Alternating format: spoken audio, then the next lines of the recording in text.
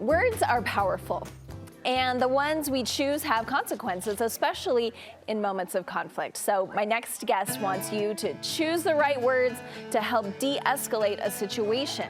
Licensed marriage and family therapist Nikki Harmon is here in studio, and she joins me to share what we can say to help minimize conflict instead of adding to it. Thanks for being here. Yeah, thanks for having me. I know, it's so fun. And you have some great tips for us today because you say the words that we use will act as signals. They're like signals to our partner when we're in these times. Yes, they're signaling to our partner if we're safe, if we hear them, and if we can stay connected through conflict, or if we're disconnected, if we're not safe, and if they're not being heard. And if someone isn't being heard, they will either move into escalating and getting louder and bigger, or they disconnect and shut down. And either one of those make it really difficult to stay connected through conflict. So we're almost telling them this is how it's gonna go by Right. the words that we're using.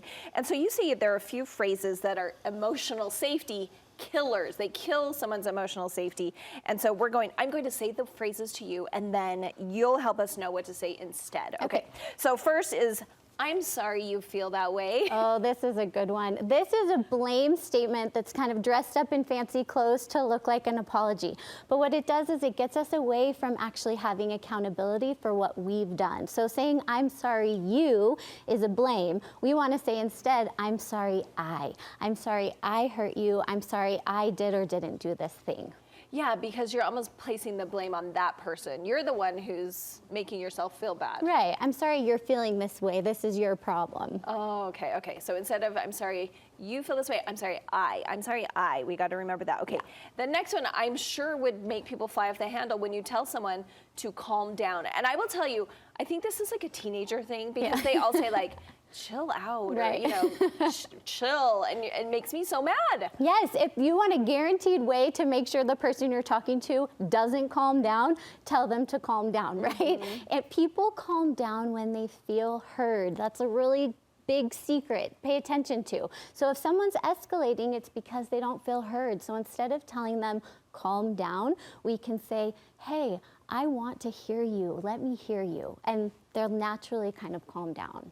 So bring it down a little bit and then give them an opportunity to expound on how they're feeling. Yeah, let them know that you're with them. I hear you. I want to hear you. It's difficult when you're escalating, but I want to hear you. Okay, never say calm down. Yeah. I just think that's a good general. Yeah, that's a good, take it off the list, yeah. And when I was reading through your points, I'm like, these, yes, work in relationships, but also for your kids. Yes, or your boss, or your mother-in-law, or whoever, yeah.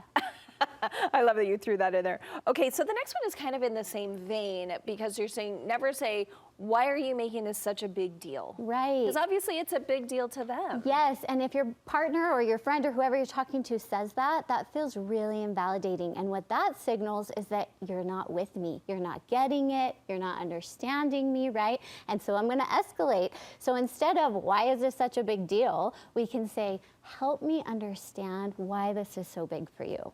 Yeah, I feel like a lot of what you're saying is just more about listening than getting your own point out there. Yes, and definitely, for a conversation, we both have to have our points. But if we can hear and listen and validate, we can stay connected instead of moving into like a big explosive conversation. Okay, going on sides. Okay, the next one is saying, I don't care. When do you hear people saying that most often? Ouch. In marriage therapy. Okay. They're like, I don't care about that. Yes, like, I don't care. I don't care what you're thinking. I don't care what you're feeling. I'm so hurt, I can't even hold space for your pain, right? That's where that comes from. But that's a really painful thing to hear from somebody that you care about. And that's going to hurt people. And so even if you don't care about the thing that they're saying, you care about this person. And so we can just totally flip that and say, I care about you and I care about your experience. And so if it's important to you, it's important to me.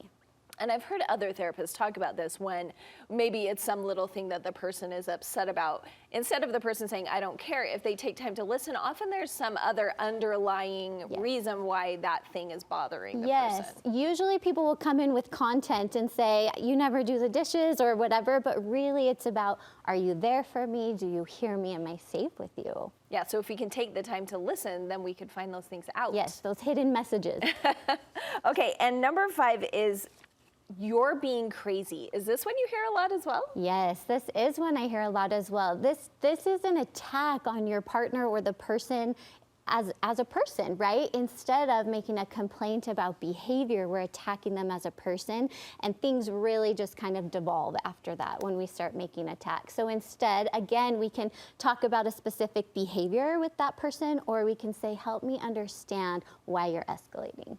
Yeah, it reminds me of the thing we say about kids. Like, you don't say, oh, I hate liars or something. I hate when people tell lies or something. Yes, Is you're it similar talking to that? Yes, you're talking about the behavior instead of the person. Okay, so no telling people they're crazy. Right. This is a good general rule of thumb. Yes. And I like a couple more suggestions you have. One is, I think a lot of people fall into this, when you say, oh, you're just like your mother, father, brother, whatever, that comes up a lot. Yes, and especially in a conflict, when we make comparisons like that, the intention is to be a jab, right? We're kind of getting out our weapons and we're jabbing at the person, and our partner's gonna feel it like a jab, and then they're gonna be on the defensive, and they might get their weapons out also, and then all of a sudden, we're at war.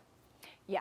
That one needs to be just cut out. Just never say that. And you have another never, which is using absolutes, which I think is hard for a lot of people to stay away from. Yes, so when we get into the always and never thing, that really sidetracks people into not talking about the real issue. So for example, if I say to my partner, you never listen, what's he gonna say to me?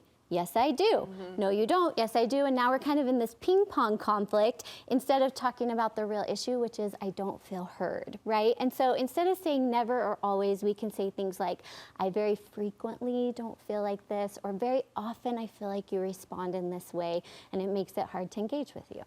Okay, and also I see you there then turning it internally instead of saying you never listen, you're saying I feel. Yes. That's a key. Definitely, if you're wanting to have a calm conversation, moving from a you statement to an I statement is going to be helpful. Thanks so much, Nikki. Where can people go to find more from you? Yes, you can find me on Instagram or Facebook at Nikki Harmon Therapy, or I also own the Family Therapy Clinic in American Fork, and we have availability, so if you're looking for a therapist, give us a call. Thanks, Nikki. Yes.